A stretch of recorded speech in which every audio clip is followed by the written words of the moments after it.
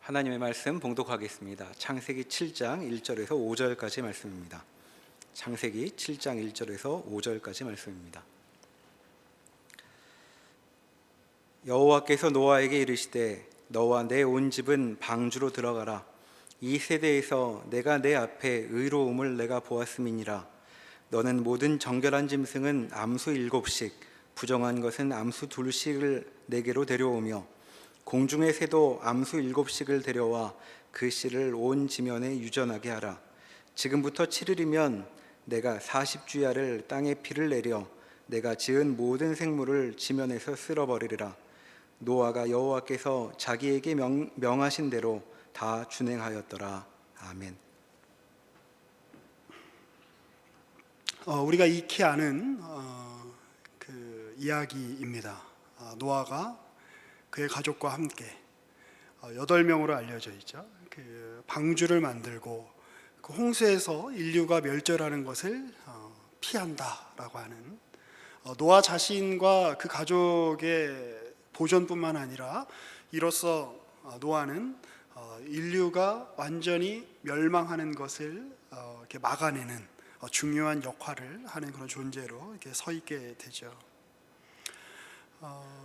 150일 정도 홍수가 가득했다라고 이야기합니다. 41일 동안 비가 쏟아져 내렸다고 이야기하고 물이 차는데 150일, 물이 빠지는데 150일 걸렸다고 이야기합니다.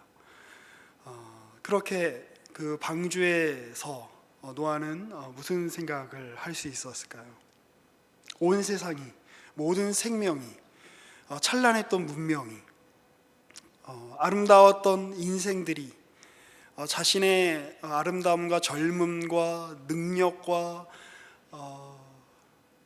재능을 뽐내었던 그 모든 인생들이 다 물로 덮이고 수장되어서 처참하게 살아 없어지고 고요한 물만이, 출렁거리는 물만이, 그리고 고독하게 남겨진 노아와 그의 가족들만이 남아있는 상황에서 노아는 1년 정도 그 광경을 혼자 이렇게 감내하고 지켜내야 되는 그러한 존재로 서 있었다라고 창세기 7장과 8장에 걸쳐서 길게 그리고 자세하게 기술하고 있습니다. 그런데 여기서 우리가 읽을 수 없는 것이 있습니다. 노아가 어떤 마음을 가졌는가라고 하는 것입니다. 노아의 마음이 이러했을 거다 저러했을 거다는 아마 우리가 가지는 다 추정에 불과한 것이고, 성경에는 노아의 심정이 어땠다, 방주를 지을 때 노아가 얼마나 힘들었을까, 노아가 어떤 기술을 사용해서 또 어떤 노력을 가지고 또 어떤 기술자를 동원하여 그 어떤 마음으로 이 방주를 만들었는지에 대해서 기록하고 있지 않습니다. 노아가 1년 동안 이 방주를 타면서 어떤 일을 겪었을지, 그 안에 어떤 일이 일어났을지, 첫째 아들과 관계는 괜찮았는지, 둘째 아들이 노아에게 뭐라고 하지는 않았는지, 자부들하고는 잘 사이좋게 지내는지, 이런 정보는 하나도 우리에게 주어져 있지 않습니다. 단지 우리가 알 수 있는 것, 우리에게 주어진 성경을 따른 정보는 노아가 하나님께서 명령하신 대로 준행한 사람이었다라고 하는 매우 건조하지만 또 매우 무시무시한 구절 한 구절만, 그런 구절들만 우리에게 남겨져 있을 뿐입니다. 노아는 당대의 의인이었다라고 6장에서 이야기하고 있습니다. 그리고 거의 유일한 의인이었다라고 성경이 또한 이야기하고 있는 것처럼 보입니다. 왜냐하면 노아와 그의 가족들만 구원받기 때문입니다. 자, 그런데 이 노아가 왜 의인이었는가라고 하는 것에 대해서 우리가 그 이유를 노아에게서 찾기가 사실은 그렇게 만만치가 않습니다. 몇 가지 단서가 있죠. 우리가 지난주에도 살펴봤던 그 6장 마지막 절에 보면 노아가 그와 같이 하여 하나님이 자기에게 명하신 대로 다 준행했다라고 하는 구절을 통해 노아가 하나님께 순종한 사람이었다라는 것을 알 수가 있죠. 자, 그런데 7장 1절에 보면 주님이 말씀하시죠. 너와 내 온 집은 방주로 들어가라. 이 세대에서 내가 내 앞에 의로움을 내가 보았다. 너는 의로운 자라는 것을, 너의 행위에 혹은 너의 존재에 어떤 의로움이 있다는 걸, 내가 인정할 만한 의로움이 있다는 것을 내가 봤다라고 주님이 말씀하시죠. 그리고 5절에 보면 노아가 여호와께서 자기에게 명령하신 대로 다 준행했다라고 그렇게 기록이 되어 있습니다. 그래서 우리는 이 구절을 노아가 철저하게 순종했기 때문에, 노아가 어떤 율법적인 물론 율법이 주어지기 전입니다만 율법적으로 완전한 의를 이루었기 때문에 그가 하나님 앞에 의롭다라고 그렇게 칭해진 자인가라는 그런 생각을 또 이렇게 해보게도 됩니다. 그런데 그런 생각들은 우리가 성경 전체가 이야기하는 하나님의 의의 개념에서 약간 이렇게 충돌되는 것 같습니다. 그렇다면 노아가 허락받았던 의라고 하는 것은 어떤 것일까요? 노아는 어떤 사람이었던 것일까요? 그의 생애와 그의 삶을 통해 굉장히 부분적인 정보만 성경에 기록되어 있습니다만, 그리고 굉장히 건조한 기록들이 있습니다만, 우리가 이러한 내용들을 함께 살펴보면서 또 오늘 우리에게 주시는 하나님의 말씀을 이렇게 생각해 보려고 이렇게 합니다.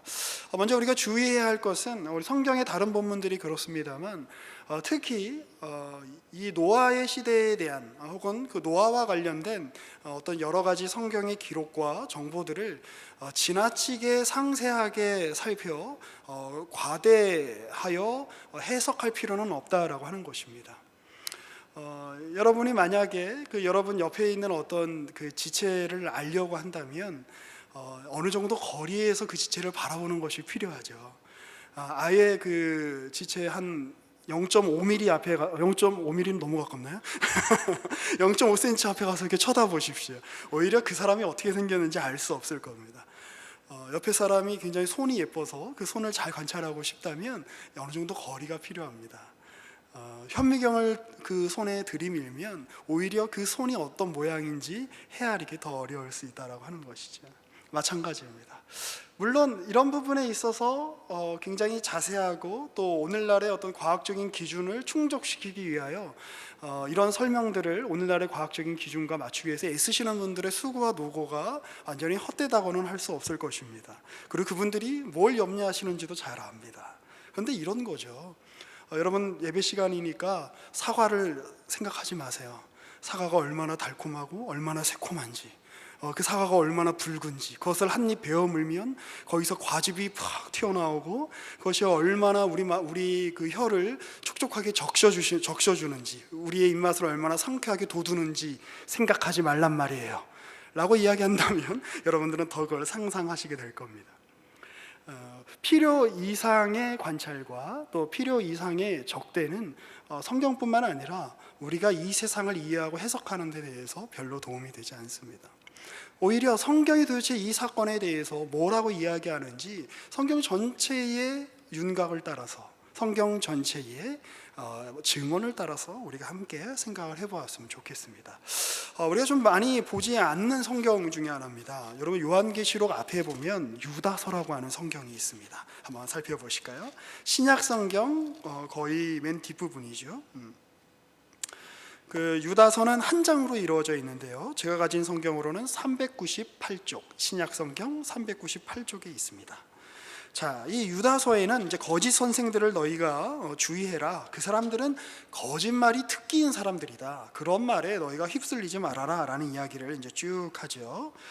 그래서 11절부터 한번 볼까요? 화 있을진저 이 사람들이여 가인의 길에 행하였으며 삭슬 위하여 발람의 어그러진 길로 몰려갔으며 고라의 폐역을 따라 멸망을 받았도다. 자, 여기 이야기하고 있는 우리가 계속해서 살펴봤던 가인, 그리고 발람, 고라 라고 하는 사람들은 언약 백성과 관련 없이 서 있는 어떤 거짓말쟁이들이 아닙니다. 다 하나님의 언약 백성과 혹은 하나님의 언약과 하나님의 일하시는 어떤 내용과 연관이 지어서 어떻게 보면 연관을 맺고 있는, 관계를 맺고 있는 인물들이라고 할 수 있겠습니다. 거짓은 어디서 발생하는가? 무의 상태에서 거짓이 존재하는 것이 아니라, 다시 말하면 거짓은, 악은, 불의는 그 자체로 생명력을 가지고 있거나 그 자체로 어떤 근거를 가지고 있는 것이 아니라, 제가 예전에 그런 말을 이렇게 참 좋아했는데, 사탄은 창조를 할 수가 없다.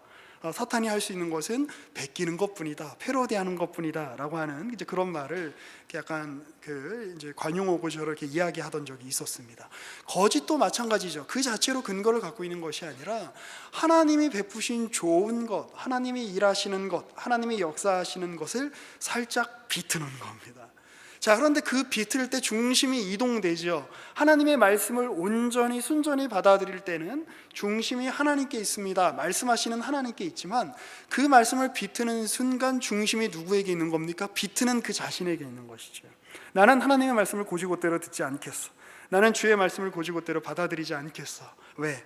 나는 그분과 방불한 존재니까라는 어떤 그 잘못된 자의식이 이런 비트는 것에 아주 중요한 원동력이 아닌가, 이런 생각을 해보게 됩니다.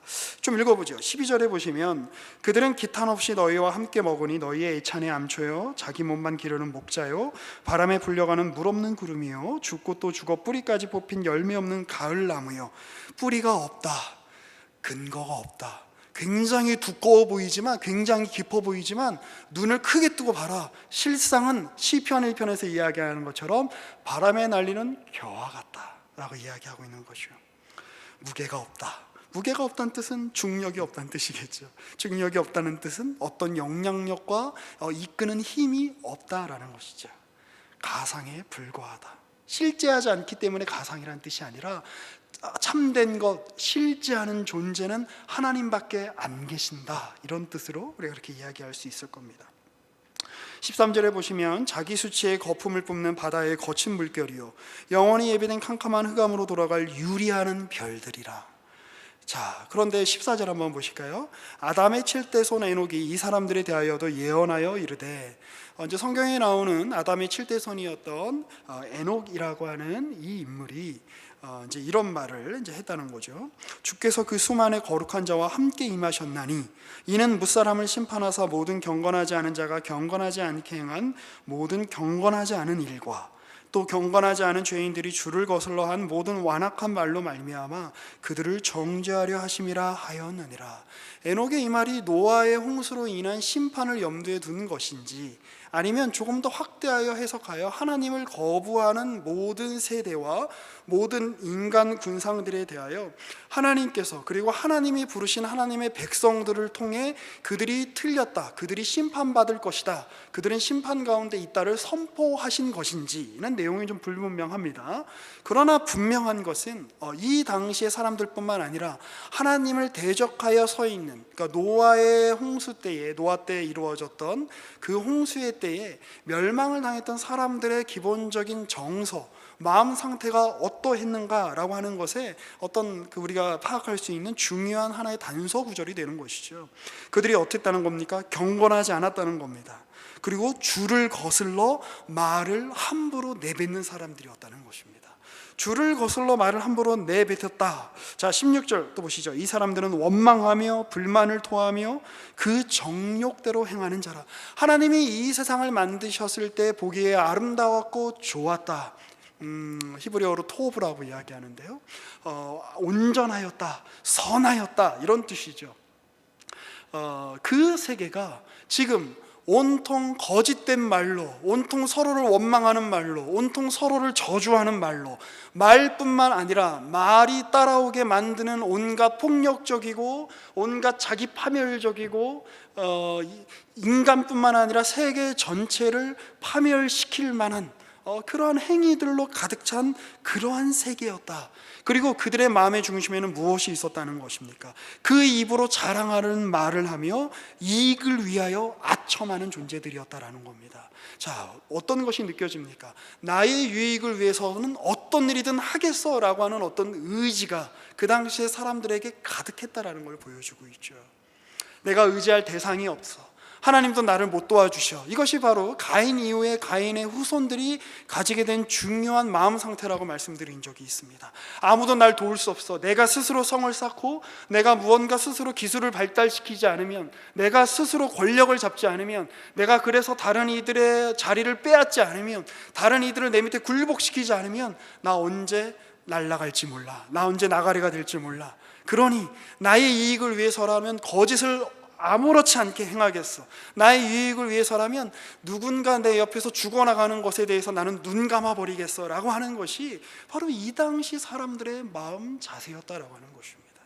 자, 그런 부분에 대해서 주님께서는 또 노아의 홍수 때가 어땠는지에 대해 마태복음 22장에 이렇게 말씀하십니다. 우리 마태복음 22장을 한번 살펴보실까요? 마지막 때에 관한 그런 말씀을 하시면서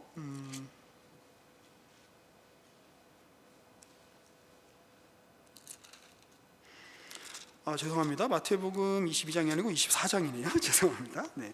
마태복음 24장 한번 보시죠. 36절 한번 보실까요? 그러나 그날과 그때는 아무도 모르나니 하늘의 천사들도 아들도 모르고 오직 아버지만 아시느니라. 노아의 때와 같이 인자의 임함도 그러하니라 라고 하시며 노아의 때가 어땠는지를 설명해 주고 계십니다. 홍수 전에 노아가 방주에 들어가던 날까지 사람들이 먹고 마시며 장가들고 시집갔다라고 이야기하고 있죠. 여러분, 먹고 마시는 게 왜 문제일까요? 장가들고 시집가는 게 왜 문제일까요? 그렇다면 장가들고 시집가는 것 자체가 문제라면 우리 청년부 목사님들은 다 문제가 있는 것이죠. 그것 자체가 문제인 것이 아니라, 자 39절 좀 더 보실까요? 홍수가 나서 그들을 다 멸하기까지 깨달지 못하였으니 인자의 임함도 이와 같으니라. 그때에 두 사람이 밭에 있으며 한 사람은 데려가고 한 사람은 버려둠을 당할 것이요 두 여자가 맷돌질을 하고 있으며 한 사람은 데려가고 한 사람은 버려둠을 당할 것이니라. 그러므로 깨어 있으라. 어느 날에 너희 주가 임할는지 너희가 알지 못함이니라. 너희도 아는 바니 만일 집주인이 도둑이 어느 시각에 올 줄 알았더라면 깨어 있어 그 집을 뚫지 못하게 하였으리라. 이러므로 너희도 준비하고 있으라. 생각하지 않은 때에 인자가 오리라 라고 말씀하시는데, 저는 이 부분에 대해서 이렇게 제목을 붙일 수 있을 것 같습니다. 무자비한 일상성 속에 묶여있는 삶이었다라고 말씀드릴 수 있을 것 같습니다. 왜 우리가 먹고 마시는 게 문제겠습니까? 인간이 갖고 있는 조건이라면 먹는 것, 마시는 것, 결혼하는 것, 아이를 키우는 것, 자기 자신을 돌보는 것 너무너무 중요하죠.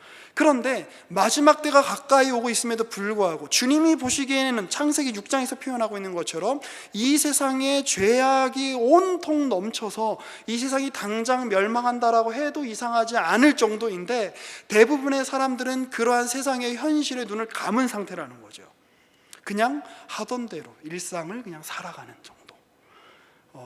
그러니 이것은 일상에 충실한 삶을 묘사해 주는 것이 아니라, 신앙이라고 하는 것이 충실한 일상과 어떤 우리의 어떤 인간의 의무를 성실하게, 보편적인 의무를 성실하게 행하는 것으로부터 벗어나서 특별한 어떤 종교적인 피안으로, 어떤 종교처로, 수도의 어떤 행위로 이렇게 가는 것이 하나님의 뜻이다라고 이야기하는 것이 아니라, 악이 분명함에도 불구하고 세상의 모든 것이 망하게 생겼음에도 불구하고 그리하여 심지어 인간이 아닌 것이 되어가는 행위와 어떤 정책과 어떤 그런 것들이 어떤 사상과 어떤 그런 것들이 상식이 되어져가는 세상 속에서 눈을 감고 자기 일에만 몰두했던 사람들이었다라고 하는 것입니다.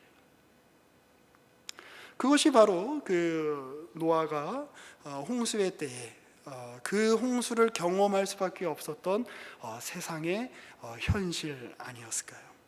그런데 여기에서 또 우리가 성경의 중요한 주제를 생각하실 필요가 있습니다. 하나님은 전적인 자유를 가지고 그리고 사랑으로 이 세계를 만드시고 창조하신 분이신데, 그렇다고 해서 우리 인간이 그 하나님의 사랑을 남용해서는 안 된다라고 하는 주제가 성경에 너무나 중요한 주제입니다. 여러분, 이스라엘이요, 이스라엘의 가장 큰 대적이 누군지 아십니까? 애굽이 아닙니다. 바벨론이 아닙니다. 아수르가 아닙니다. 심지어 가나안 사람들도 아닙니다. 이스라엘의 가장 큰 대적은 하나님입니다. 기억을 떠올려 보시죠. 출애굽기에 보면 이스라엘이 여러 번 진멸당할 뻔한 위기가 있었습니다. 언제였죠? 모세가 40일 동안, 거기도 40일이네요. 노아의 홍수 때도 비가 온 게 40일인데 40일 동안 하나님 만나러 율법을 받으러 올라갔을 때 이스라엘 사람들이 금송아지를 만들어서 하나님의 노여움을 불러일으키죠. 하나님 말씀하시죠. 내가 쟤네들 다 제거하고 너로 새로운 민족을 일으키겠다. 모세가 사이에서 중보하죠. 하나님이 그렇게 분노하신 적이 몇 번 있죠. 가데스 바네아에서 12명의 정탐꾼을 가나안 땅으로 보냈는데 돌아온 10명의 정탐꾼이 부정적인 보고를 하죠. 그것은 단지 땅에 대한 두려움의 표현일 뿐만 아니라 그들을 불러낸 모세의 리더십에 대한 어떤 반발이었을 뿐만 아니라 그들을 지금 거기 있게 한 하나님에 대한 원망이고 하나님의 존재 자체에 대한 부정이었다는 점을 기억할 필요가 있습니다. 네가 나의 존재를 인정하지 않는다면 너의 존재는, 너는 누구냐? 이스라엘 아니냐? 이스라엘은 뭐냐? 내가 야곱 때 준 이름 아니냐? 야곱은 누구냐? 내가 아브라함 때 선택하여 세운 그 민족의 효시가 아니냐? 야곱의 또 다른 이름은 이스라엘, 하나님과 더불어 함께하는 자, 싸워 이긴 자인데 너의 존재의 근거 자체가 나를 전제로 하고 있는데 너희가 나를 부정한다면 나도 너희를 인정하지 않겠다. 너희 마음대로 한번 해봐라 라고 내버려 두신다면 그들은 사라져버리고 말 것입니다. 하나님만이 존재시고 하나님만이 참으로 계시는 분이시기 때문이죠. 어떻게 우리 같은 하나님과 같지 않은 존재가 하나님의 그 있음을 거부하고 하나님의 그 역사하심을 거부하고 하나님의 임재를 거부한다면 우리가 이 우주상에, 우리가 이 전 세계에서 존재할 곳이 어디에 있겠습니까? 그런데 인간은 감히 그렇게 한다는 거죠. 감히 하나님의 존재를 거부하는 것이 자기 자신을 거부하는 것임에도 불구하고 하나님을 거부하여 자기 스스로 하나님의 자리에 올라서려고 하는, 아니면 하나님의 존재는 인정하나 우리가 가인의 태도에서 살펴봤듯이 하나님을 무시하고 기만하고 하나님을 창조주로 여기지 않는 마음 자세, 그것 앞에서 주님은 끊임없이 하나님이시기를 나는 포기하지 않겠다, 나는 스스로 있는 자니라, 나는 너희와 함께하는 하나님이다, 나는 아담의 하나님일 뿐만 아니라 아브라함의 하나님일 뿐만 아니라 야곱의 하나님일 뿐만 아니라 요셉의 하나님일 뿐만 아니라 나는 지금 너희의 하나님 여호와다, 나는 언제나 하나님이다, 그 일을 위해 나는 너희를 없앨 수도 있다라고 하는 공포 가운데 몰고 가시는 분이 바로 하나님입니다. 그러니까 이스라엘의 가장 큰 대적자는 하나님이에요. 이스라엘은 다른 민족 때문에 망할 위협을 겪는 것보다 하나님 때문에 진멸할 위협을 겪는 겁니다. 그리고 그 일에 대한 어떤 그 암시는 이미 창세기 1장에 나타나고 있는 것이죠. 자, 창세기 1장을 한번 펴보실까요? 오늘은 굉장히 여러 군데를 왔다 갔다 할 텐데, 자, 창세기 1장 6절을 한번 보시죠. 태초에 그 하나님께서 이 세계를 만드실 때에 둘째 날에 이런 일이 있었습니다. 하나님이 이르시되 물 가운데에 궁창이 있어 물과 물로 나뉘라 하시고, 자, 여기에 있는 이 물은 우리가 지금 지구상에서 경험하는 이런 물보다는 근원적인 물을 말하는 것 같습니다. 창세기 1장 2절에 있는 하나님의 시인이 수면 위에 운행하시다라고 할 때의 그 수면을 말하는 것이겠죠. 어쨌든 이 물과 물을 나눕니다. 그리고 하나님이 궁창을 만드셔서 그 물 사이에 궁창이 있게 하시죠. 궁창은 원래 원어적으로는 덮개라는 뜻인데 아마 우리가 생각하는 하늘, 이 공간을 생각하면 될 것 같습니다. 그런데 그 하늘 위에 물이 있고 하늘 아래에 물이 있고, 하늘 아래의 물은 알겠어요, 뭐 바다라고 할 수 있겠죠. 하늘 위의 물은 그런데 도대체 왜 존재하는 것일까요? 그것은 이 세계 자체가 다시 하나님이 뜻하시면 원형으로 돌아갈 그런 어떤 위협이라고 말하면 너무 좀 센 말인 것 같은데요, 가능성 앞에 놓여 있다는 사실을 기억하라는 겁니다. 우리가 어떤 뭐 이렇게 대규모의 쓰나미로 인한 재앙이라든지 여러 가지 자연 재해, 인간의 어떤 노력과 기술을 무화시키는 어떤 그런 거대한 자연의 어떤 습격들을 볼 때 우리가 인식해야 되는 것이 바로 그것입니다. 하나님이 질서를 잡지 않으시면, 하나님이 그 중심에 세우지 않으시면, 여러분 우리의 존재 자체는, 우리 여러분 지구라고 하는 이 조건 자체가 생명이 그 존재할 수 있는 이 조건 자체가 굉장히 불가능한 조건이라는 거 아닙니까? 그 불가능한, 그러나 이것이 가능한 이유는 그것을 붙잡고 계시는 하나님의 질서가 있기 때문에 가능하다라고 하는 것이죠. 무슨 얘기입니까? 하나님이 붙드시지 않으면 별들이 떨어진다는 겁니다. 하나님이 붙드시지 않으면 이 지구는 이탈해 버릴 거라는 겁니다.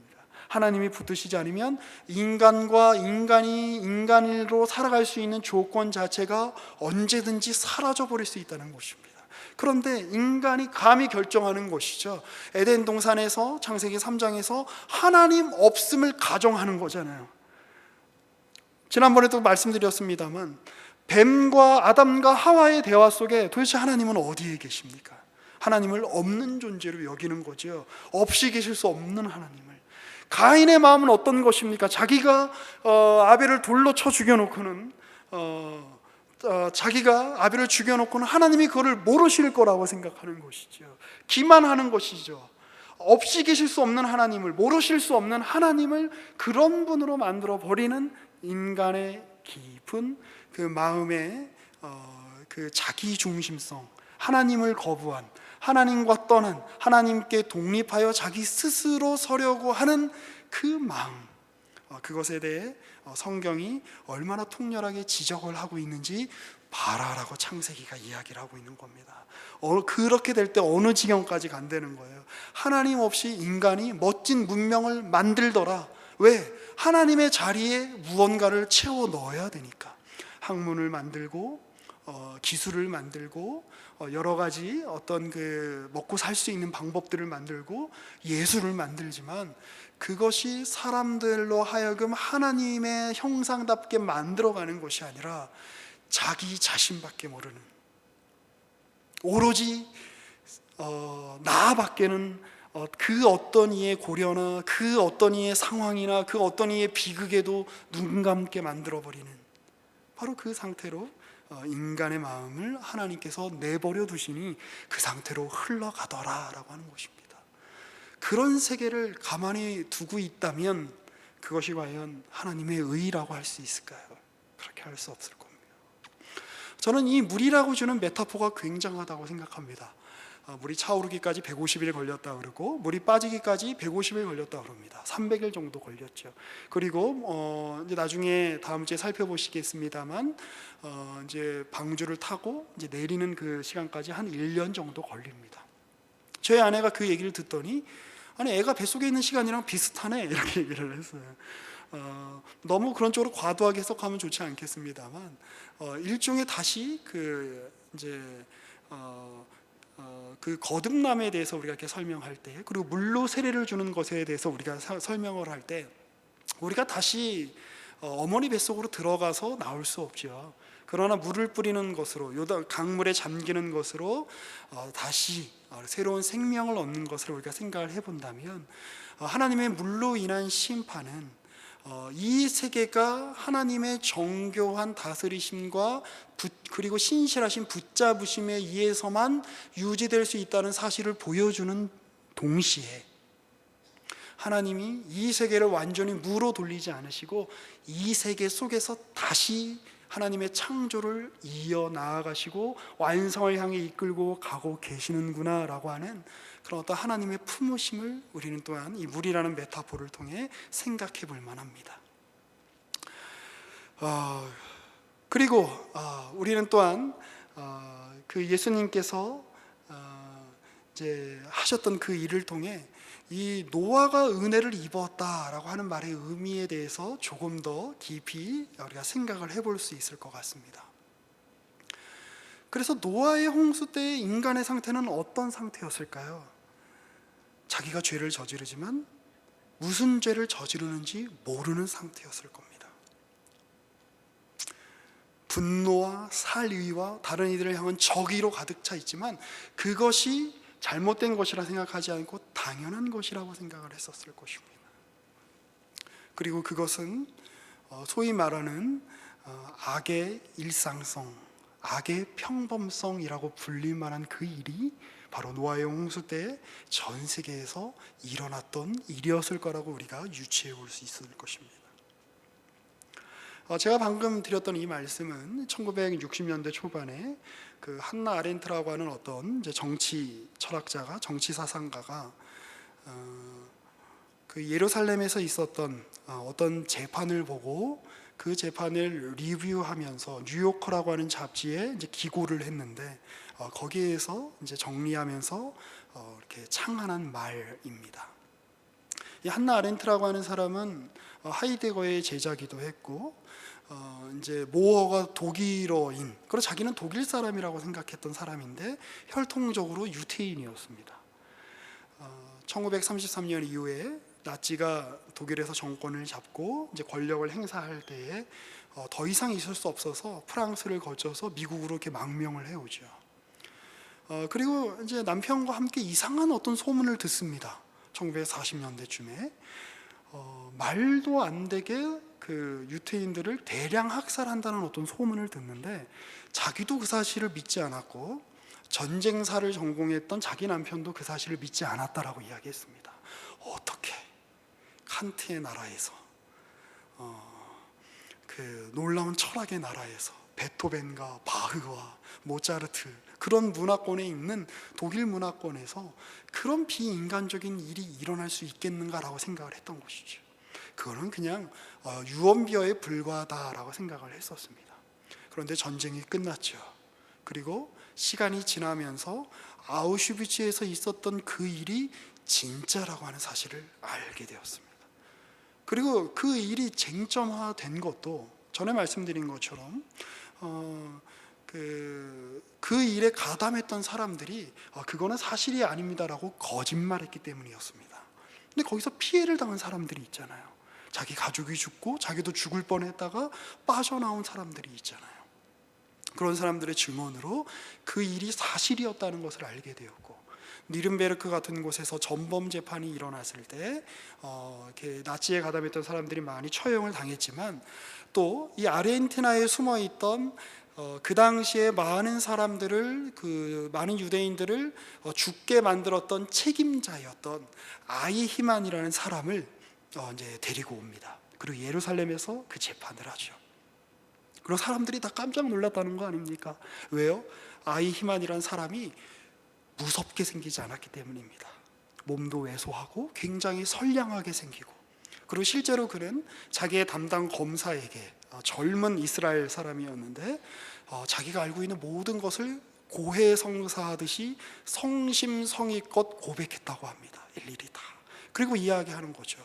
저는 공무원에 불과했습니다.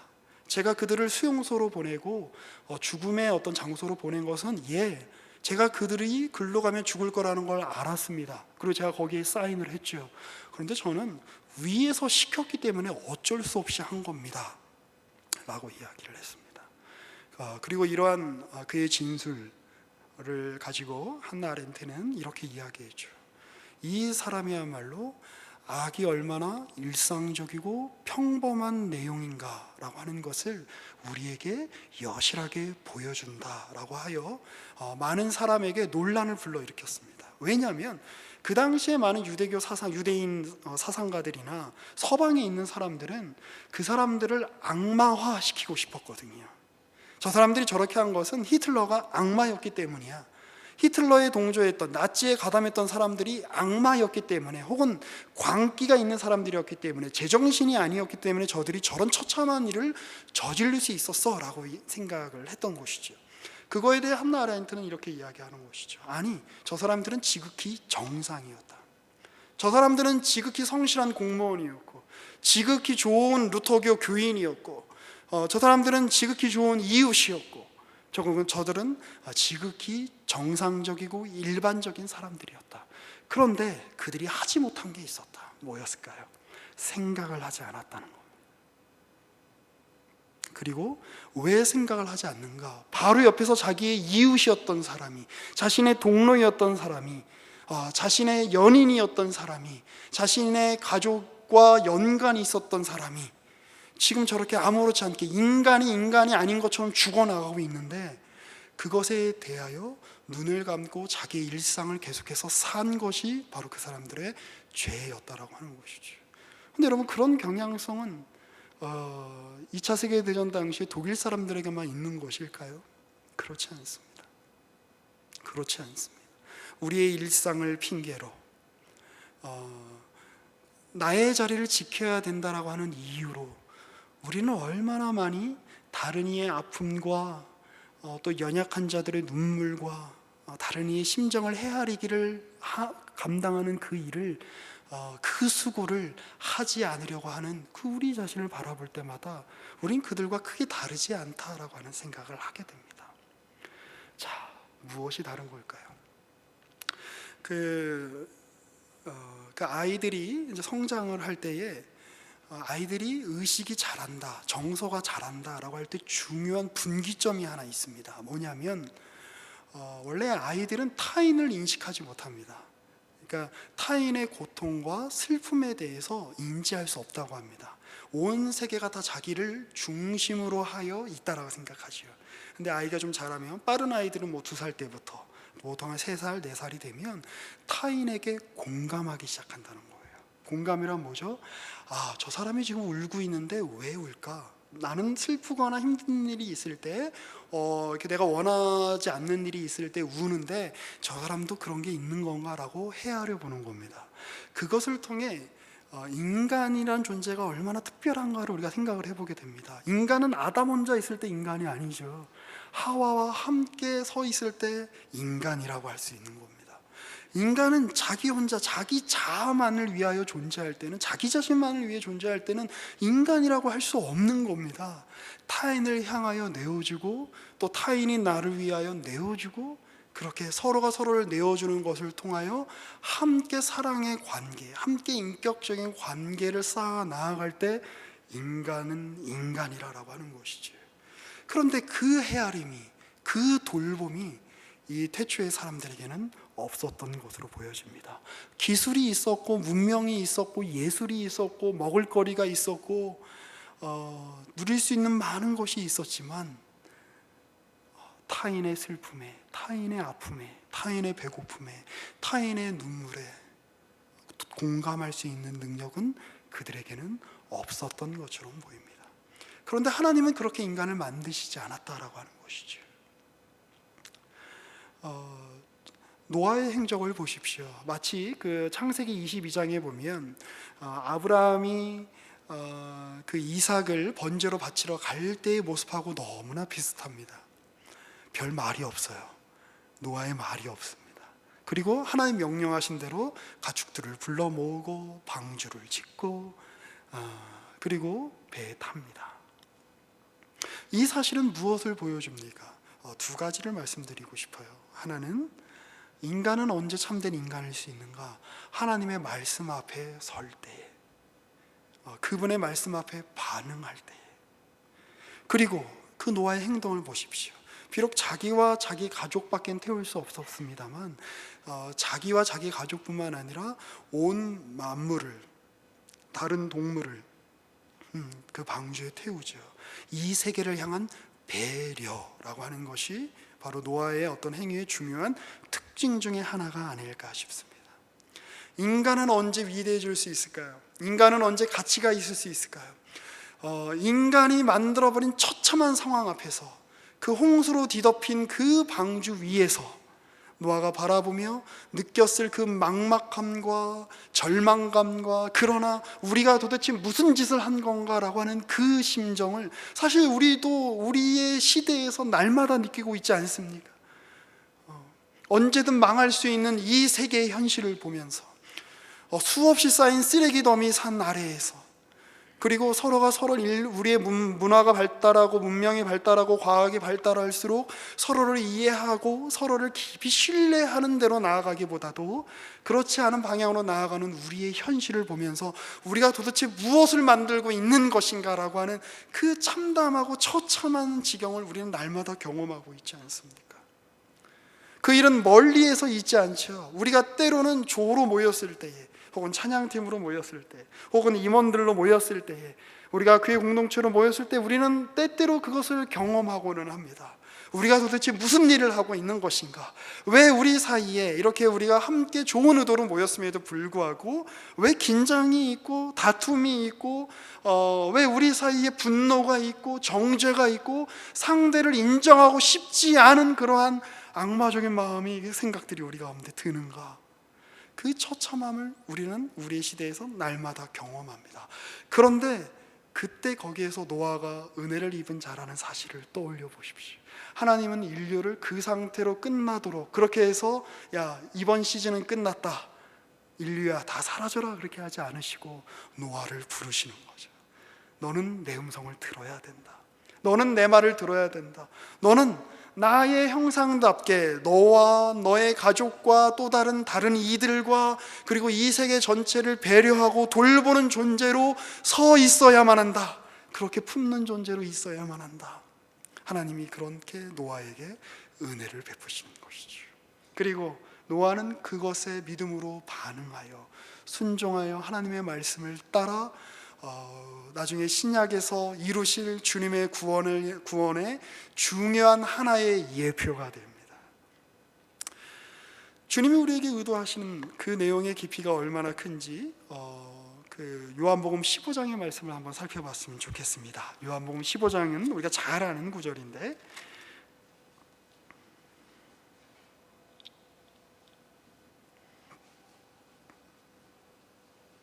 5절 말씀을 한번 보겠습니다. 나는 포도나무여 너희는 가지라. 그가 내 안에 내가 그 안에 거하면 사람이 열매를 많이 맺나니 나를 떠나서는 너희가 아무것도 할 수 없음이라.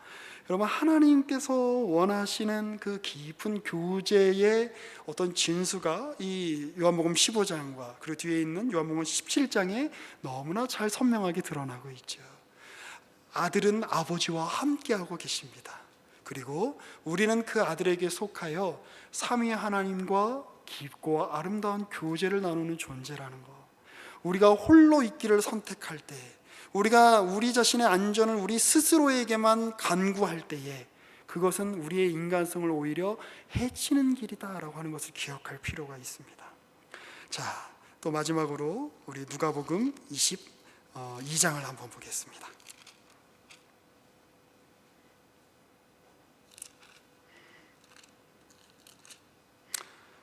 죄송합니다. 누가복음 23장입니다. 제가 헷갈리네요. 누가복음 23장.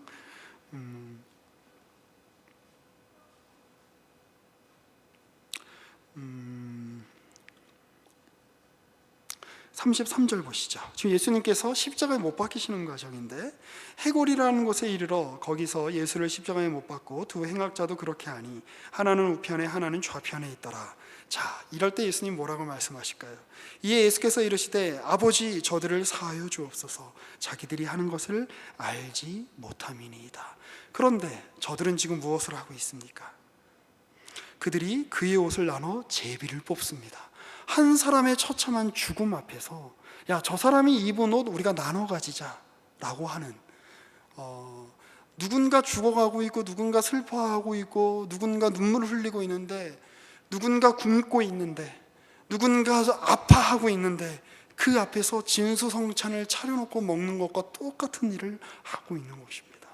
타인의 아픔에 공감할 줄 모르는 그런 죄된 인간성이 타인을 위하여 죽으시는 예수의 죽으심의 그 자리에서 너무나 대비되면서 드러나고 있지 않습니까?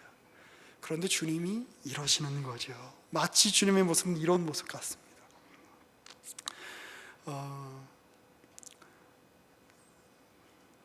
감정적으로 또 정서적으로 지능적으로 부족한 아이가 하나 있다고 한번 생각해 보시죠. 이 아이에게 분노가 가득합니다. 어느 날 이 아이가 너무 화를 참지 못하고 자기를 놀린 아이들을 놀리기 그 혼쭐을 내주기 위해서 커터칼을 들고 아이에게 위협을 가합니다. 그리고 자기 자신을 자해하죠. 그런데 그때 선생님이 다가가는 것이죠. 좋은 선생님이라고 가정합시다. 그리고 그 아이가 휘두르는 칼을 다 맞는 겁니다.